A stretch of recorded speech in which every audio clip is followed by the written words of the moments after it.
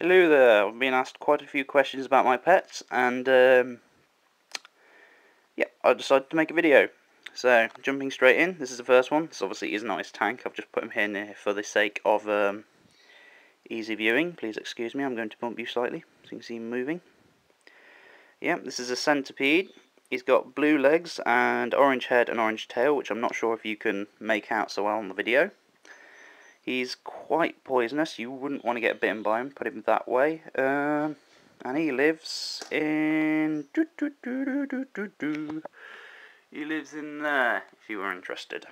But, as I say, for the sake of video, I've put him in another tank. Moving swiftly along, we'll go straight to the scorpion while I'm over here. Scorpion lives in here. Everything he needs in there. The most important thing for exotic insects tends to be these, which is the heat mats. You just plug them in and they just warm the side of the tanks. They get a nice varied climate across the tank depending on what they want. This is my scorpion. Again, this is another baby. I don't know if I mentioned that on the centipede actually. I tend to buy... Sorry, I'm just going to poke you again. There you go. Tend to buy most of my pets as babies because insects are quite very cheap to buy as babies and take quite a very long time to grow up. So if you were to buy an adult scorpion, it's likely to have already be quite a few years old, and obviously it's not going to last as long. There's also something quite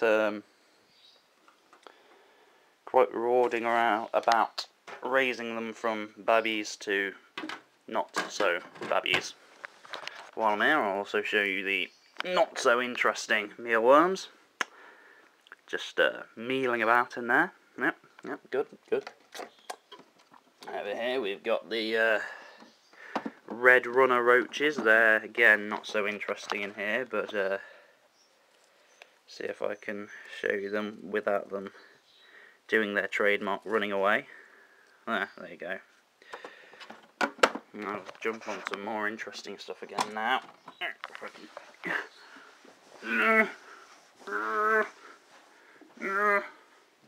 In here we've got fire-belly toads. This obviously is not where their tank's kept normally, but for the sake of video I brought them down from there to over here. Oh, look, they're all gathered up. I won't disturb them, I'll just see if I can zoom in. There you go, you can see they're all different colours on the top. That's completely normal. They're called fire-belly toads because of their underbellies. If I can just come here. Be good for me. You see he's got orange underneath his belly, and that is why they're called fire-belly toads, surprisingly.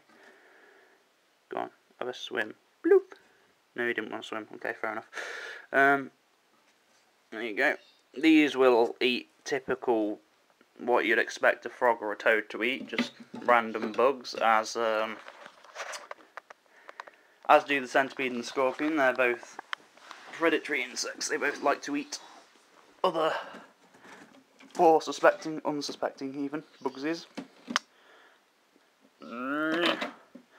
Something quite difficult about doing this all with one hand. Yeah, and this is a hissing cockroach tank. I've got about 30 in here, I reckon. If you're lucky, they'll give us some hisses, and that will explain to you why they're called hissing cockroaches. You might have seen, I highly doubt it, but there is wood lice in all these enclosures, apart from the predatory ones. And the reason for having wood lice is because they keep everything clean. Any leftover food or fecal matter, there you go, there was a hiss, the wood lice will clean up quite gratefully. Here's an adult one. I don't know if I can get him to... He probably won't be too interested. Oh, I don't know. I think I've got him. There you go. There we go. The males have these sort of 2 bumps on their heads. The females do not. None of these insects seem overjoyed at the minute, and the reason for that is because we have a great light of doom shining down upon them, and they're all nocturnal. Pretty much everything is nocturnal, so they've just been getting up from sleep and are probably panicking a bit. And I forgot that I just missed a pet out, so I'm going to come back.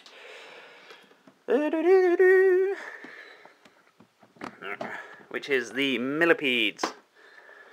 These are fruit and veg. I don't think I'll be able to get one out for you, but I'll give it a go. Oh, here we go. That went almost too easily. These are quite friendly. As I say, only eat fruit and veg. In the wild, they are partial to a bit of rotting tree matter and mould and fungus, but obviously you don't have to have rotting trees in the tank, because that would be quite impractical. Go back in. And that's pretty much everything. I don't want this video to run too long, so I'm probably gonna end it there. So yeah, toodaloo.